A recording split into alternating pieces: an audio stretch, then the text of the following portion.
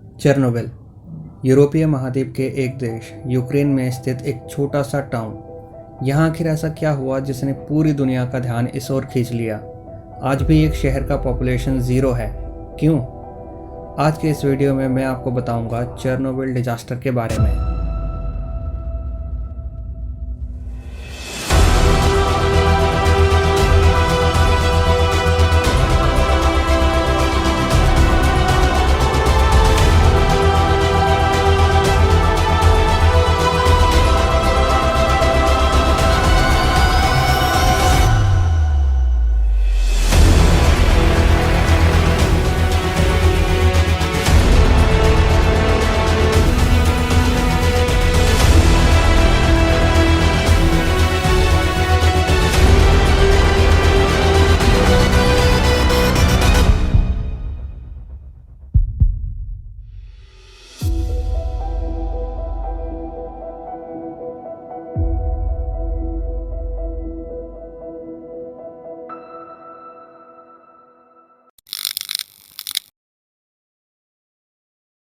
आदि ज्ञान का कारण अक्सर आधी अधूरी जानकारी होती है, इसलिए टाइमलाइन में थोड़ा पीछे चलते हैं।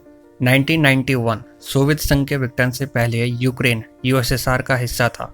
उस समय दुनिया में 2 ही महाशक्तियों का वर्चस्व था, यूएसए और यूएसएसआर। यूएसए जहां अपने कुछ स्टेट्स जैसे कैलिफोर्निया, टेक्सास के बदौलत काफ़ी ग्रो कर रहा था। साथ ही यूएसए की ओवरऑल इकोनॉमिक ग्रोथ रेट भी लगातार बढ़ रही थी। इसके विपरीत यूएसएसआर का ग्रोथ रेट यूएसए के मुकाबले बहुत कम था।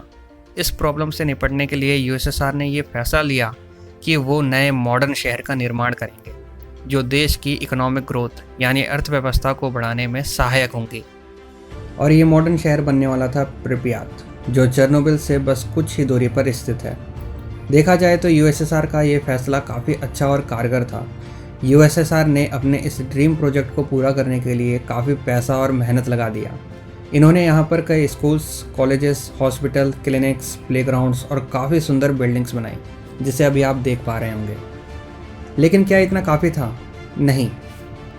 जब भी हम किसी मॉडर्न शहर की बात करते हैं तो हमारे दिमाग में एक खूबसूरत जगमगाते शहर की तस्वीर बन जाती है। लेकिन ये जगमगाएगा कैसे? ऑफ कोर्स, जब इसे इलेक्ट्रिसिटी मिलेगी। इतने बड़े शहर को इलेक्ट्रिसिटी प्रोवाइड कराने के लिए यूएसएसआर ने ये फैसला लिया कि प्रिप्यात से थोड़ी ही दूरी पर स्थित चेरनोबिल, जो एक छोटा सा टाउन था, वहाँ न्यूक्लियर पावर प्लांट बनाया जाएगा। चेरनोबिल न्यूक्लियर पावर प्लांट के 4 यूनिट थे। पहला 1977, दूसरा 1978, तीसरा 1981 और चौथा 1983 को बनकर तैयार हो चुका था। 1983 तक ऑलमोस्ट सब तैयार था।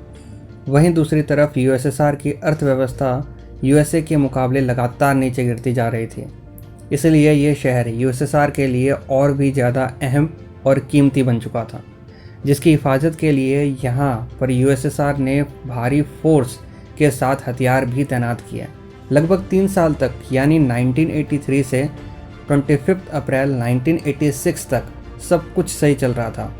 लेकिन 26 अप्रैल 1986 की रात से यहाँ पर रहने वाले लोगों की ज़िंदगी पूरी तरीके से बदलने वाली थी।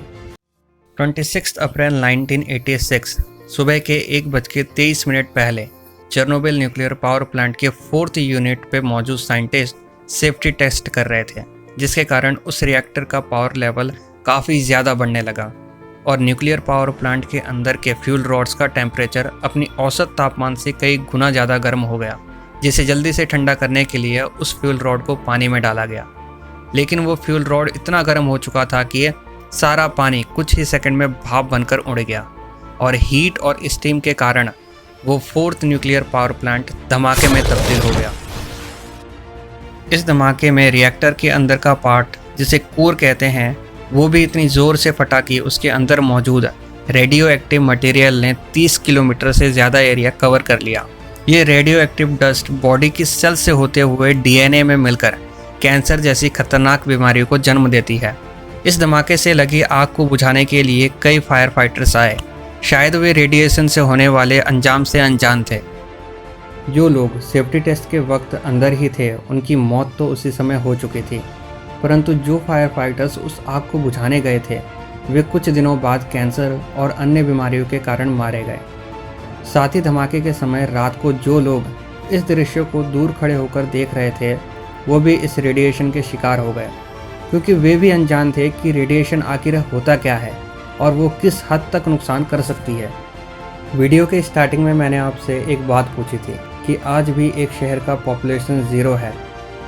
वो शहर है प्रिपियात। आप चाहे तो अभी इसी वक्त गूगल पे जाके सर्च करके देख सकते हैं। घटना के कुछ दिनों बाद इस शहर को पूरी तरीके से खाली कर दिया गया, क्योंकि रेडिएशन बहुत ज़्यादा फैल चुका था।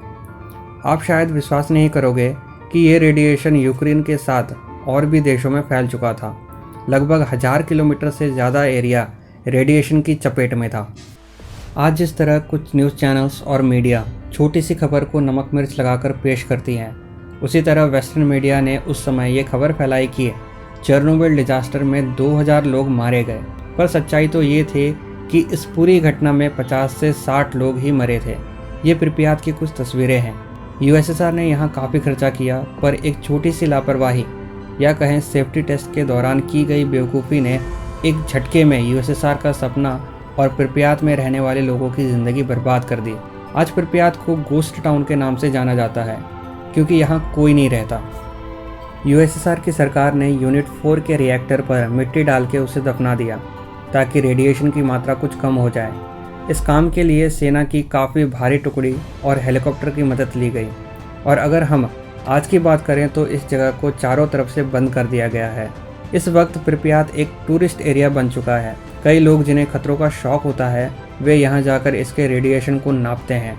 जितने नज़दीक आप इस रिएक्टर के पास जाएंगे उसकी रेडिएशन की मात्रा भी उतनी ही बढ़ती जाएगी।